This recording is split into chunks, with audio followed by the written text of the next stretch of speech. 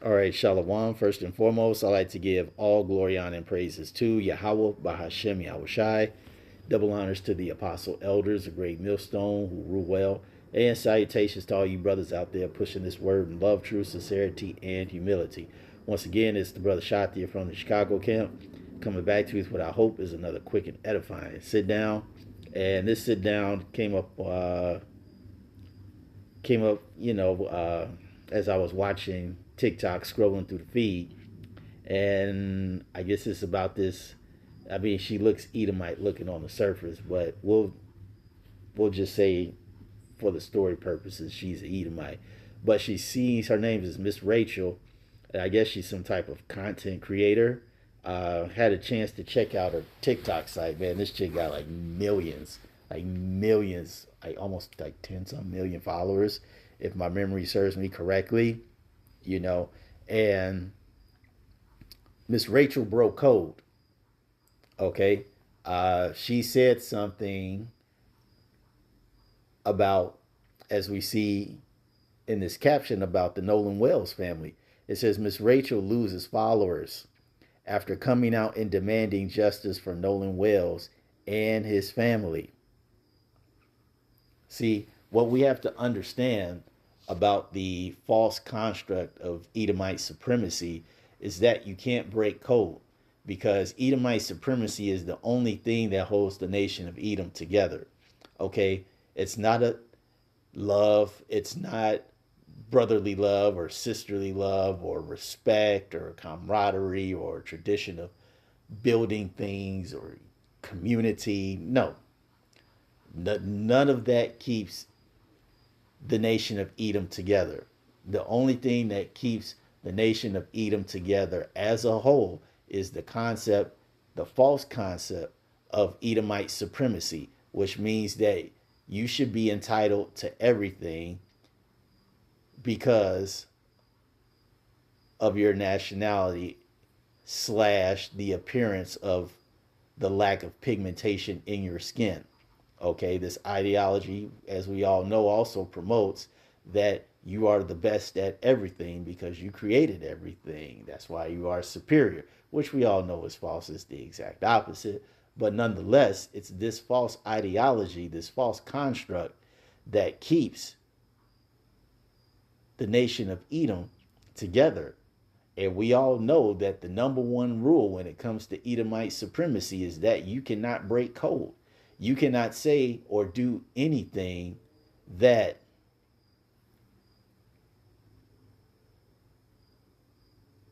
puts the nation of Edom in a bad light. You cannot say or do anything that would ask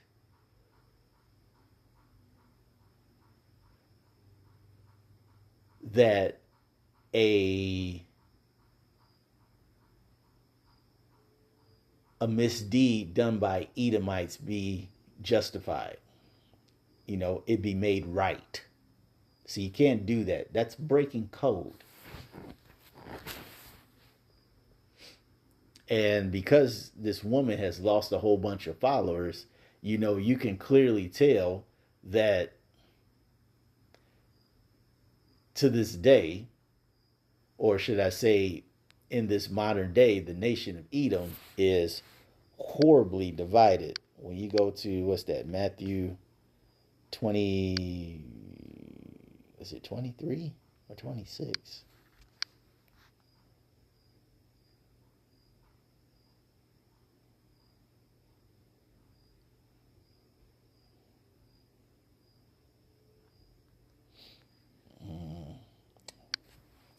Might be.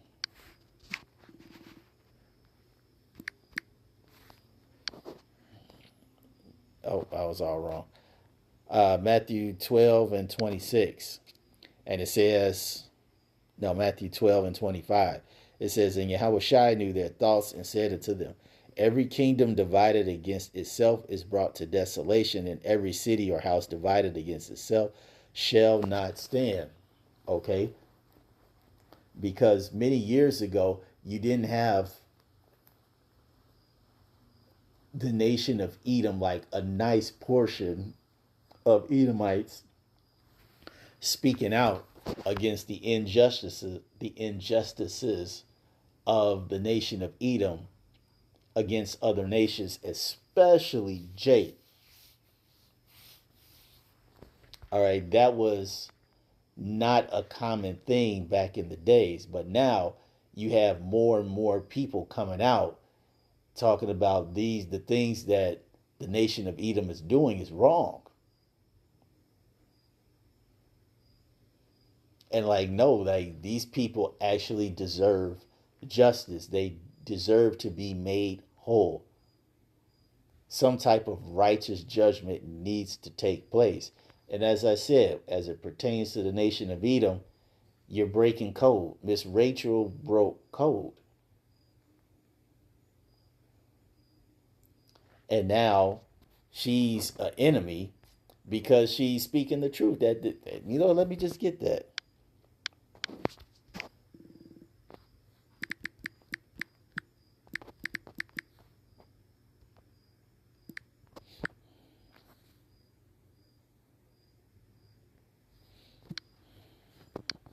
Let me get it on this because I might have to spell it a certain way.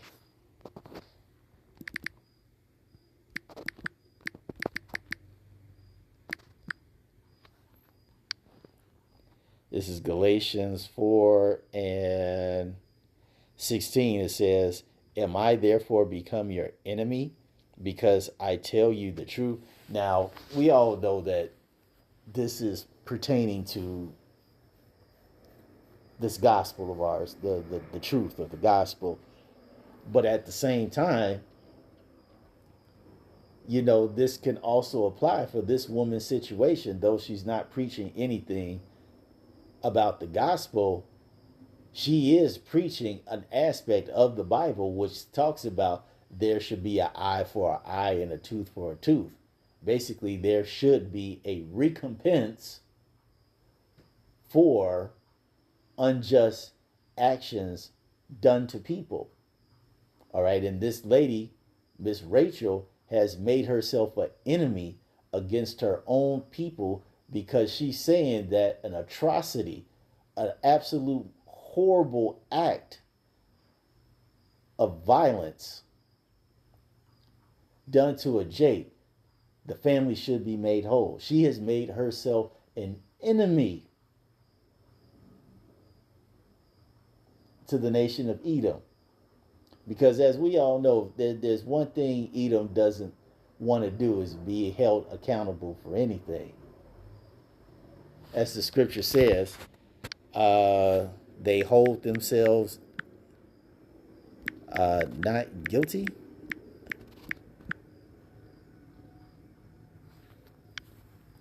This is Zechariah 11 and 5. It says, "Whose possessors slay them and hold themselves not guilty. And they that sell them say, Blessed be Yahweh, for I am rich, and their own shepherds pity them not." Now, this is talking about Jake. But like I said, the scriptures are manifold. But this is the this is what these Edomites do. They do the most horrible things, and they hold themselves not guilty. Like, we should not be accountable for that. And because of that, as we read, what's that in Psalm 73? Pride compasses them about as a chain.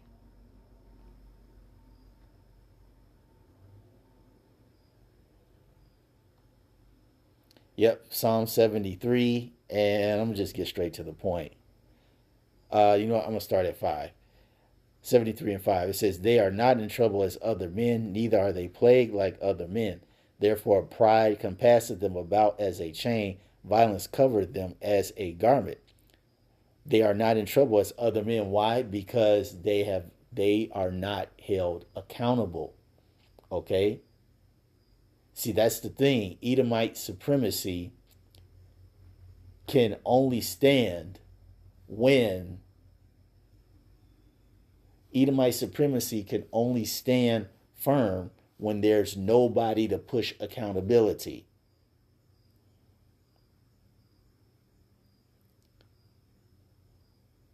That's the only way it can stand. When nobody is willing to push accountability, then Edomite supremacy can easily go unchallenged. But when somebody does push that accountability, that's when it shakes. It just it shows how fragile it is.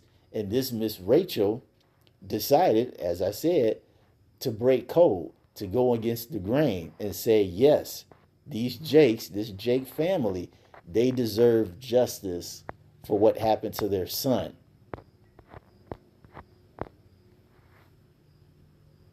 Now, I'm sure if you were to go to one of her personal pages, or whether it's like a TikTok or Instagram or maybe a YouTube channel, okay, you will probably see lots of comments of Edomites who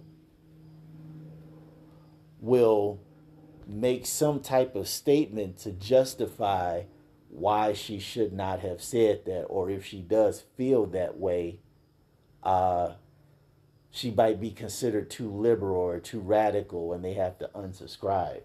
You know, basically, that's Esau's cowardly way of saying that how dare you say that our nation of people need to be held accountable for an act of violence, especially against the niggers.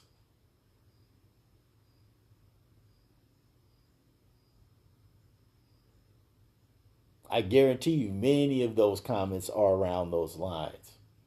Like I said, it probably doesn't say that, but you know that's what they mean by it.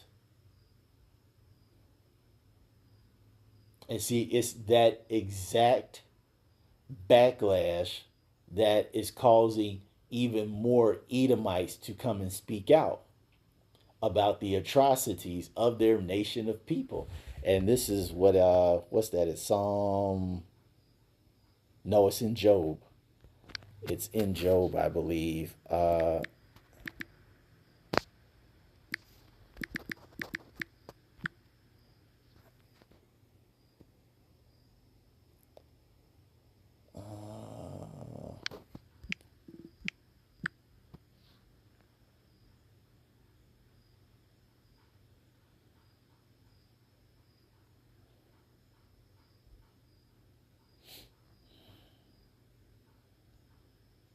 Where is that?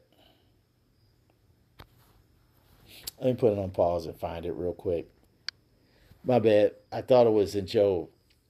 All right, sorry about that. I thought it was in Job, but it's really in Ecclesiasticus 41 and 7.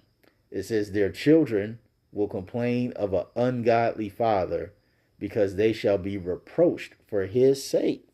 Right. And that reproach is the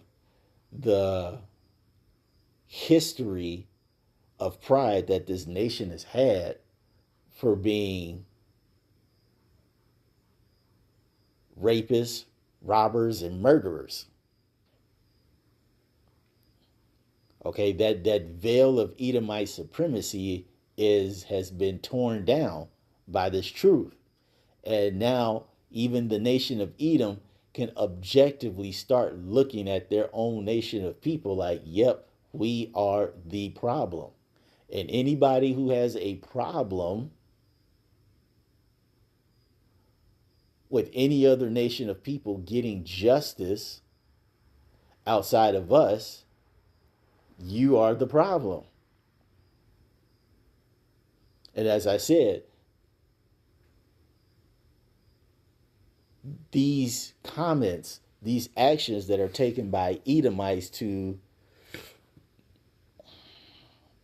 make their nation of people look bad, as I said before, it only emboldens other Edomites to come out and speak against the injustices of their people against the other nations of the earth, especially Jake. Once again, Ecclesiasticus 41 and 7, their children will complain of an ungodly father. I want to get that.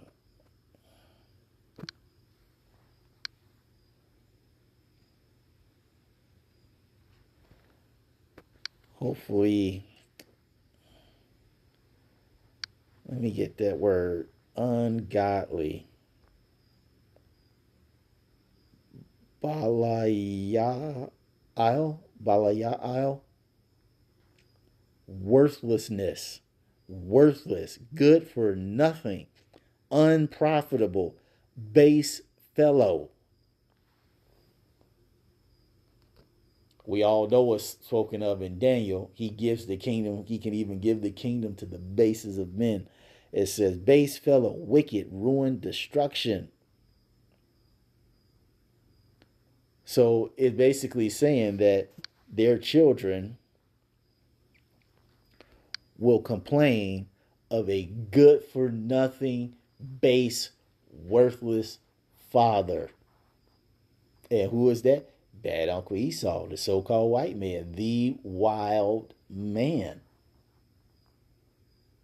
He is worthless because he is, first and foremost, the wicked, according to Job 9:24 and Malachi, the first chapter 3 and 4. All right. But we also know that his whole mindset, according to John 10 and 10, it tells you that this guy's whole agenda, look at it. John 10 and 10, the thief cometh not but for to steal and to kill and to destroy. In what nation is the number one nation on earth whose whole mantra, their motto, their that's their very essence for living? What nation rides or dies by this mentality of being the type of person that steals and kills and destroys? It's Esau Edom.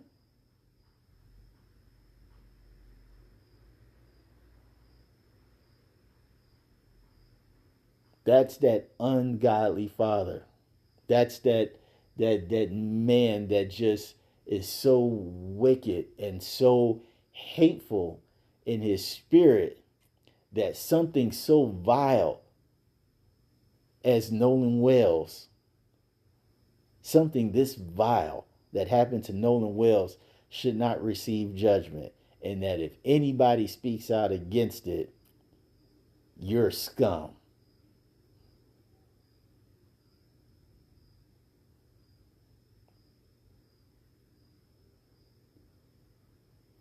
And see that children complaining of the ungodly father, that also goes into that shameful spewing upon his glory. Let me get that. Let me just get that. We got shameful. Just do spew. Habakkuk 2 and 16. It says, thou art filled with shame for glory. Drink thou also, and let thy foreskin be uncovered. Let you be exposed. It says, the cup of Yahweh's right hand shall be turned unto thee, and shameful spewing shall be on thy glory. Okay? Shameful spewing, that complaining of the ungodly father, the nation of people who refuse to accept any type of accountability and has the damn nerve to ostracize and chastise and scrutinize any one of their people who choose to break code. And see, this is why Yahweh Bashem Yahweh Shai has to and will eventually take this damn devil out of his place. So that's all I wanted to say on this. I hope you all were edified. To the next time, we're going to say Shalom.